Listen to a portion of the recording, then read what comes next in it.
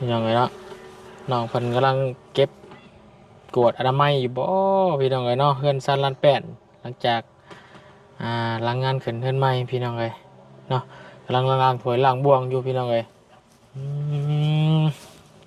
สวัสดีน้องเจืองโดยสบายดีอืจะบ่าวพี่น้องเอ้ยเนาะทั้งญาติพี่น้องกลับเบิดแล้วพ่อแม่โดยกลับหมดแล้วกลับเบิดแล้วเนาะโดยอ่าคือว่ามีเครื่องของฝากกลับบ้านนำแน่เนาะโดยให้ทั้งพ่อเฒ่าบ่โดยเป็นพระพรหมพระแพร่บ่โดยปะหุ่มอ่แบ่งเพิ่นไปหั่นแหละพี่น้องเอ้ยเนาะพอได้ให้เพิ่นเมื่อตุ่มพระพรหมยามหนาวพี่น้องเอ้ยดีแล้วน้องเฮ็ดแบบ4พี่น้องเอ้ยเนาะล้างถ้วยล้างบวงเรียบร้อยแล้วเนาะโดยอืมอืมอืมอ่าพอคือเห็นแม่เจ้าแม่เฒ่าเจ้าเฮากลับวันเสาร์นี่บ่โดยพอเห็นเพิ่นนั่งกินข้าวอยู่หั่นเห็นไอ้ป้าเจ้าแล่นไปหาซื้อหยังอยู่อยู่ของมันดงนะโดยอืมเจ้าพ่อเฒ่าเนี่ยกลับแต่ว่านี่แล้วเนาะโดยอืมอืมอืมอืมครับพี่น้องเนาะกำลังเก็บกวาดอนามัยโอ้เต้นเพิ่นยังบ่ได้มาเอาเนาะโดยตอนแรกอืมตอนแรกมันมาเอาพี่น้องเอ้ยเป็นจังไดแน่เนาะเมื่อยอยู่บ่เมื่อยเหนื่อยแล้วเนาะโดยเพื่อสิแล้วงานพี่น้องเอ้ยเนาะขึ้นนอนเทิงแล้วบ่โดยนอนแล้วนอนแล้วหันก็นอนคืนอยู่บ่โดยเป็นจังไดฝันดีอยู่บ่พันอยู่ฝันว่าจังไดพันบะเขาปลุกว่าให้ตื่นอืมก็ปลุกว่าตื่นแจงแล้วเขาว่าอืมนอนยังกินบ้านกินเมืองแท้อืมอืมค่อยก็ตื่นเฮาก็ตื่นเอ้าบ่เห็นไผนอนต่อจนแจ้งกับบ่ฮู้ซ้ำนอนนั่น ตอนฝันเนี่ยประมาณจักโมงเนี่ยเนาะประมาณ3 โมง 2 โมงประมาณ2-3 โมงเช้าโดยแล้วมีคนมาปลุกเนาะโดยเสียงผู้หญิงผู้ชายเสียงก็เสียงคนเฮานี่แหละอืมเสียงผู้ชายแบบนี้แหละเสียงอ๋อพันว่าตื่นเด้อพันอืมก็ดีอยู่พันดีอืมดีแบบนี้อืมแม่นแล้วเนาะเพิ่นปลุกเลยพี่น้องอะเนาะโดย แต่ว่าเจ้าอ่าเป็นไงพี่บ้านพี่เฮือนเนาะโดย เพิ่นรักษาเฮาอยู่เด้พี่น้องเนาะดีแหละดีดีว่าเพิ่นมาบอกเลขบอกเบอร์เนาะโดยตั้งแต่นอนในนี่บ่ได้พันจักเทื่อเลย บ่ได้พันจักเทื่อเลยเนาะนอนตุบหน่อยเนาะตัวนี้เฮานอนลังตัวนี้โอ้ยพันอีหลีเลย เห็นพันได้ยินกับฮูซ้ำพันแล้วเขาบอกว่าตื่นเด้อนอนยังกินเมืองบ้านกินเมืองแล้วอืมตื่นเพิ่นปลุกตื่นจักเทื่อปลุกเทื่อนึง ตื่นบ่ โดยแล้วว่าตื่นนั่นนี่แหละก็ว่าเทื่อนึงนั้นตื่นนอนยังกินบ้านกินเมืองตื่นแม่เราข้อยก็ตื่นบ่เห็นไผ อ่า เบิ่งแม่เฒ่าเฮาก็ยังนอนอยู่บ่เห็นไผเว้าเฮาก็นอนต่อจนแจ้งบ่ฮู้หยังเลยแบบมันอุ่นเด้ อุ่นเนาะในอุ่นพี่น้องเลยเอพันคักพันดีหลายสัตว์พี่น้องเนาะคือแหลกเพิ่นก็แค่บางคนบ่งบอกว่ามีเพิ่นทักษงษาอยู่อะไรเนาะโดยอืมเพราะว่าขึ้นแล้วเฮาบอกขอบเพิ่นเบิ่งเด้เพิ่นก็บอกเบิ่งก็แย่งเฮาอยู่พี่น้องเลยอืมทางน้องพลักเมียได้อยู่เฮือนบ่โดยอยู่เฮือน คือสิอุ่นแล้วนอนอยู่เฮือนเนาะ โดยอุ่นแห้ง ต่างกับนอนอยู่นี่แล้วเนาะอยู่นี่พามันอันนี้พี่น้องลมพัดขับเขาได้อยู่แต่นี่มันลมเขาบ่ได้เลยได้โดยเลยมาเยี่ยมมายามบอกน้องเจียงก่อนพี่น้องฟังบุญกลับบ้านก่อนเด้อโดยคนแหละมันจะมาเยี่ยมยามใหม่เนาะโดยว่ามีทั้งบ่เจียงคนมีงบห้องน้ำเนาะโดยสิเป็นเรื่องการห้องน้ำต่อแล้วบาดพี่น้องว่าจะสีตั้งอยู่บันไดตั้งอยู่ใช่ตั้งจุดบนตรุกเนาะโดยบนคุมโบมเนาะโดยมีห้องน้ำแล้วก็โอ้ยดีใจเนาะแบบนี้แบบเมียยังก็ น้องกับบ่กล้าอาบแบบนี้แม่นโล่งพี่น้องผู้หญิงโดยยิงน้ำสบายนะอาบน้ำง่ายซองมาเข่าน้ำมาแล้วพี่น้องเข้าห้องน้ำโดยมันถึกหลักอนามัยเด้บ่ต้องแลไปป่าไปดงโดย จะพี่น้องพาบุญขึ้นไปตรงนั้นไปย่างเราหลอจักหน่อยพี่น้องไงเนาะก่อนกลับบ้านกลับช่องโอ้เพิ่นนอกมาบอกเลขจักเนาะ เลย ตื่นห่วย2 เทื่อได้ลัก2ได้เนาะ เลยหางเอ้ย อืม ตาทองกี่ อึบอ่าตื่น เลย พาลักเลยนี่นั่งเลยคือจะอุ่นคักเนาะ เลย ยังมาตื่นบ่คนหน่อยหันหัวไปทางใดสิบ่ เลยแม่เท้าหันหัวไปพุ่นเอาหันหัวไปนี่ ก็จริงเหรอหันหัวขึ้นผีเด้อ เลยแต่ว่าแม่เท้ามันนอนบ่ได้ แม่มันเหมือนเจ้านอนกับลูกกับแม่แล้วหันไปคนหัวทางไปเป็นขึ้นเลย เลย หันหัวทางไปเป็นขึ้น โอ้ยอุ่นแห้งและนอนฮู้แจ้งน้องหางว่าแจ้งแล้วเหรอ มันเหมือนนะเนาะมันเหมือนเนาะ เลย น้องห้างได้บริฟันยังบ่ เลย บริฟันยังบ่ บ่ เงียบจิ๊บเลย เลย เมื่อยแล้วเนาะ เลย เห็นเด็กขับแขกขับคนเพื่อสิแล้วงานก็เป็นยังไงเตรียมของอยู่ของกินถือว่าเสร็จสิ้นไปโดยดีเนาะน้องเนาะเสร็จสิ้นไปโดยดีแล้วยังแต่ห้องน้ำบ้านนี้พี่น้องห้องน้ำกะจักงบยังเพียงพอจักบ่เนาะ เลย เพิ่งบ่เชียงไว้ได้ทั้งบริธามเราเบิ่งกันเลย ถามเราว่างบจักเท่าไหร่10 ล้าน 10 ล้านเนาะ เลย 10 ล้านเกือบจะพ่อได้พี่น้อง มา10 ปลายล้านนะ เลย แต่ก็ค่อยๆไปคอยถามสร้างเพิ่มเติมอีกเนาะ เลย คือเพื่อนน้องไอ้ซ้อนนี่เท่าไรผมชื่อบ่ได้อะไรพี่น้องนะคือว่าค่าสร้าง4 ล้านบ่ชื่ออุปกรณ์มัน10 ปลายล้านนะ เลย โอ้10แต่ลืมเลยได้อยู่เนาะ เลย คุ้มกับคุดบนคุ้มโบงเลยบ่หรือว่ายักขึ้นมาอีกเนาะ ยับไปขึ้นอีกทั้ง เพราะว่ามันเพื่อย่ำฝนนี่เนาะ เลย น้ำฝนในน้ำเต็มเลยเนาะ น้ำเต็มเลยยัง ไปคุดทอลงหันกับแห้งแล้วเนาะพุ่งลองกินข้าวกินน้ำแล้วบ่ โดยกินแล้ว พี่น้องมันก็มาบอกก่อนสิกลับบ้านก่อนเหมือนเดิมทางเด้อกลับบ้านก่อนมื้อหน้ามาได้สิมาเยี่ยมใหม่ โดย มาเยี่ยมทางครอบครัวก่อนบุญกะเสียดบุญเนาะ โดย เสียดบุญเนี่ยครับพ่อเฒ่า โดย ที่ว่าเพิ่นเสียไปนั่นแหละวันที่28เฮ็ดบุญแต่ว่าสิเมื่อซื้อของบุญไว้ซื้อเครื่องซื้อของ โดย งานใหญ่แล้วข่อยกับบ้านงานบุญครับ เลย คนบัดบาทเป็นงานใหญ่ยังกินมาว่าวแล้วร้าย เห็ดมันแหลมมันทั่วไปเนาะงานบุญตรงประทับ โดย งานแจกบุญแจกบ้านเจ้าก็มีบ่สู้ว่าคนเสียไปแล้วเฮ็ดบุญให้มีบ่ บ่มีเราถึง อยู่บ้านบุญน่ะมี มีแต่ไปพังแล้วก็แล้วเลย พัวฟันเมาขึ้นนี่ยินบ่พัวลุงมายินบ่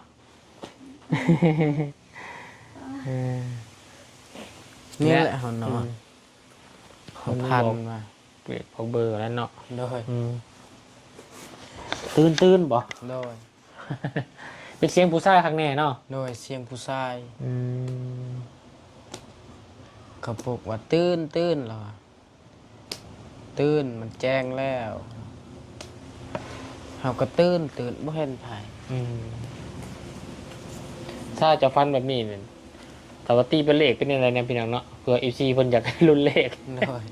FC เคยถือเลขเจ้าหลายเทื่ออยู่ได บ่ตัวนี้หากันนอนครั้งแรกนี่ก็อีหลีเลยเหรอพันแท้พันวาแหละ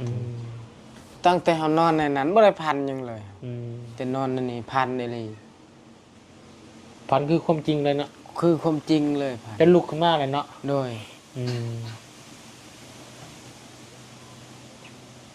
ตื่น2 บาทเนาะตื่น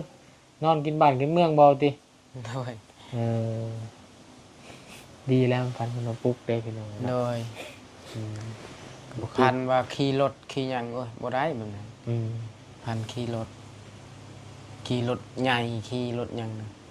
รถวีโก้คือสิเฮาอยู่น้ำพีบนั่นแหละ ในนั้นแหละพันบ่งาม อืม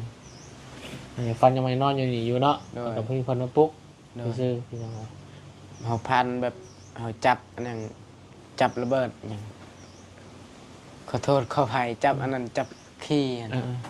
พันว่ามีเงินแหละ อืม พันมีเงินหลาย ทำมาจับขี่จับยางมีเงินถามเนาะ โดย พี่น้องเอ้ยเนาะคือว่าดีแล้วผ่านไปกันนอนหลับฝันดีทั้งพอไม่เท่าฮอดบ้านแล้วบ่ต้อง5,000แล้วบ่ โดย เรายังอยู่บ้านอันนี้บ้านสลาง อืม บ้าน มันเยี่ยม สา พี่น้องก็เพิ่นได้มาเนาะ โดย เพิ่นสิฮอดแล้วก็โอ้ยพี่น้องจะคนมาขี่รถจะคัน 3 4 อืม 4คันพุ่นเรามือลายหมดเลยเรา เมื่อพร้อมกันนะเนี่ย โดย อืม มีแต่แม่เท้านอนคืนหนึงนี่ อืม แม่เท้าหากับมื้อเช้า อืมมานอนตอนนี้นอนยังมาเตือนเลยมานอนแล้วนี่ โดย นอนมวนแล้วผลักพี่น้องเอ้ย เออเพิ่นบ่ได้ให้มันยังบ่นอนคืน บ่ได้หายเลย อืมนี่ล่ะนี่แหละเป็นยังไงเนาะมีแต่มีห้องน้ำไปแล้วก็สมบูรณ์แบบไป โดย เนาะมีแต่เราการสั่งการหาเอาเองระบาดนี่เนาะ โดย ทางเป็นงานเฮากะมาซอยทางผู้ใหญ่ใจบุญกับซอยได้สู้ซัวพอสมควรแล้วเนาะ โดย ได้บรรทุกกินทุกอย่างแล้วพี่น้องเอ้ยยังท้องน้ำ โด เนาะ ย รถจักรแล้วเนาะ โดย พาหนะรถจักรก็ยังบ่ได้มีป้ายต้องซ่อมบ่ได้บ่ ชมบ่ได้ช่างว่าแพงแล้วกันสอน อืม ฮอดอันนั้นฮอดล้านปลายแล้ว อืม สร้างติดแล้วสร้างว่าลูกชูบมันอันนั้นมันมีหูเลยลูกชูบมันเหล็กเข้านั่นน่ะ มันปั่นหัวเทียนเขาเนาะ โดย อืมมีรถพาหนะไปหันไปนี่ก็ลำบากอีกแล้วพี่น้องเอ้ยเนาะมันเป็นยังคอยเป็นคอยไปเนาะเอาห้องน้ำของนายก่อนพี่น้องเอ้ยเนาะส่วนรถจักรพาหนะกะขึ้นอยู่กับคุณวัฒนาพี่น้องเลยเนาะคนที่ผู้ใหญ่คนที่สดซอยบอหรือว่าจังไดไก่แล้วแต่เพิ่นเนาะ โดย ก็บ่ได้ถือโกรธคนหายบ่ได้คิด โดย บ่ได้หวังหยังหลายเนาะเนาะ โดย อย่าหวังแบบว่าหวังสูงหลายก็เฮาเก็บเองพี่น้องเลย โด เนาะ ย มีแต่เฮาเฮ็ดสอกมาหาได้ต้องคอยเก็บคอยออมคอยซื้อเอาเนาะ โดย เอาบ่ได้เนาะบุญวัฒนาใครมันพี่น้องเลยเนาะ โดย พอเด่นพาน้องพาหลักคนไปหันไปหนีเนาะ โดย มายยำปูยำยาพี่น้องเลยยำไม่เท่าแล้วเนาะ โดย อืมหมอนหน่อยชิมพูบุญน้ำไห้บ่อน แม่นกลางคืนก็แล้วก็ตอนนั้นแหละกลางคืน อืม นอนแล้วก็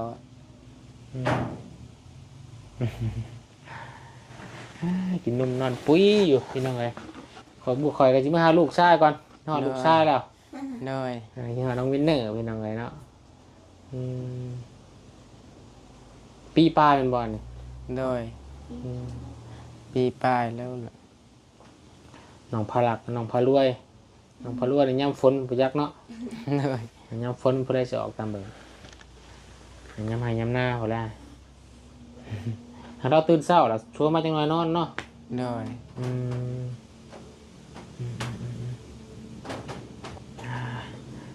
สีกระทา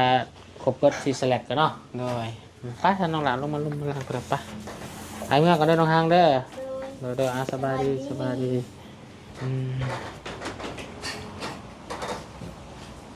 กระเทินเนาะคนนี้บ่ได้เอาทุบที โดยบอกเป็นหยังแหละบอลนี้บอลเหยียบลาย งามละพี่น้องเนาะแน่นหน้าเพื่อนน้องเชียงพันเนี่ยโอ้ยบอลติเลยนี่แหละแล้วนี่จังจะออกไปเบิ่งทางสร้างบ้านน้องบุตรพี่น้องเนาะพี่แวะซื้อเครื่องซื้อของให้ โดย น้องนกพี่น้องเนาะกับอาหารแมวไปพันของหน้ามันอยู่นี่แล้วน้องเนาะ โดย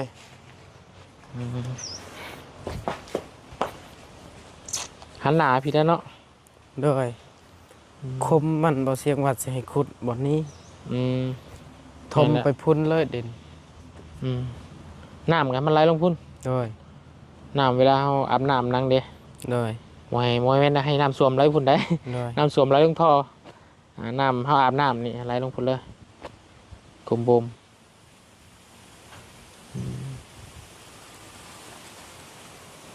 เอาทั้งพอเสียงว่าขึ้นมารอบหน้าพอแล้วเนาะ โดย ขึ้นมารอบหน้าจังสื่อขึ้นมาอย่างอุปกรณ์ใส่สร้างมันเบิ่งสร้างมันจะเอาน้ำเท่าไหร่เนาะรถกะจอดไว้นี่แต่มือมาบ่อนี่ โดย บ่ได้เลยเนาะติดบ่ได้เลยเนาะเนาะ บ่แม่นรถตัวนี้ บ่แม่นบ่ โดยรถตัวนี้เป็นรถอันนั้นพอเท่าอายคอยซื้อให้ลาวตอนนั้น รถพ่อเจ้าบ่ บ่แม่นพอเท่าอายคอย พ่อเฒ่าอาเจ้า โดย อืม ซื้อให้ลาวตอนนั้น มายืมใส่ก่อนเนาะ โดยรถเฮาเพแล้วก็ยืมไปซื้ออันนั้นมื้อเช้านี่ซื้อสไลด์ ยากแล้วบัดนี้บ่มีรถเนาะ โดย ไปให้ไปสวนก็ลำบากแล้วบัดนี้เนาะ โดย ไอ้ที่รถเจ้าเพเป็นรถมูลรถบังเจ้าเป็นบ่ รถตัวนั้นนะ เออ แม่นตัวนั้นรถมุนมังพอแล้วตัวนั้น โอ้ยเนาะ แต่ว่า รถมันพอ อายเฮายังบ่มีครอบครัวแล้วเฮาไปใช้ก่อน อืม ตัวนี้รถคันนี้อายครั้งอายที่สอง อืมอืม ตัวนั้นซื้อก็ซื้อมือสองแหละรถ งานแรกพี่น้องมีรถมีร่างไปหันไปนี่อีกเลย โดย สำคัญตัวไปสวนนะเนาะไป อืม หากล้วยมันยังเอาปีมันยังอะไรผมมีแป้งเอาแท้คนว่านะเป็นหลานปะ แป้งประมาณล้านปลายช้าง มันต้องเปลี่ยนตัวสูบไปเนาะใช้พาวุธไปเบิ่งมันเปลี่ยนเขาต้องเปลี่ยนตัวไหน โดย ลมมาละอันนี้จ้ะเปลี่ยนตัวใดเนาะ เปลี่ยนลูกชูบนี่แหละ ตัวนี้อยู่ในเนาะ โดยตัวนี้หูตัวนี้ก็ควันไหมตัวนี้ควันตัวนี้300,000แล้วควันลูกชูบอีกประมาณ800,000ป้าย เห็นมันมีลมเลยมันออกเสียงแกรกแกรก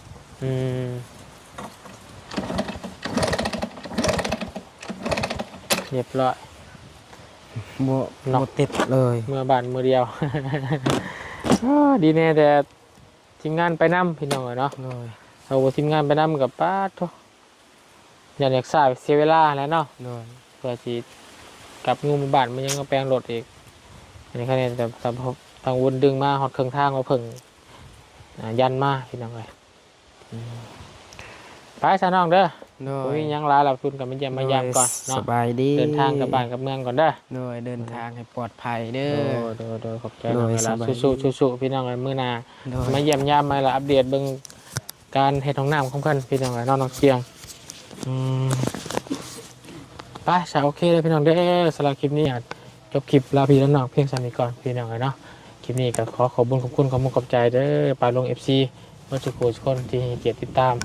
แล้วก็รับชมเป็นกำลังใจกับตะวันสารวันตลอดมาแล้วก็เบิ่งคลิปประกอบโฆษณาพี่น้องเลยเนาะมื้อนี้เดินทางมาเที่ยวนี่เดินทางมาหรือว่ารอบนี้เดินทางมากับทิศนึงพี่น้องเลยเนาะหากับบ้านกับช่องสื่อกองบุญกองศิลก่อนพี่น้องเลยเพื่อเฮ็ดบุญเฮ็ดศิลให้กับพ่อเฒ่าเนาะพ่อแขกพี่น้องเลยต้องการครอบครัวเพื่อหันเพื่อนนี่เขาแก้เกมไว้เนาะขึ้นมารอบหน้าแต่สิห้าซื้อไปตองหรือว่าห้าแพรไปตองเป็นยังไงเนาะครับน้องหัวเพิ่นก็บอกอยู่ภาษาเนาะอยากใช้ใบตองบอกเด้อจะได้ไปหายกับน้องไส้เนี่ยภาษาพี่น้องเลยเนาะอยากจังว่ากันพี่น้องฮอดไก่ฮอดมือก่อนนี่ฮะก็มือวันที่10พี่น้องเลยยังอีก18มื้อพี่น้องเลยเนาะไปโอเคพี่น้องลาก่อนได้แค่ตอนนี้ไปสบายดีเบิร์ดสุขุทุกคนเด้อส่งมาลำรวยเฮงๆปังๆพี่น้องเลยเนาะมีแต่สิ่งดีๆเข้ามาในชีวิตเบิดขอบในครัวเด้อบ๊ายบายสบายดี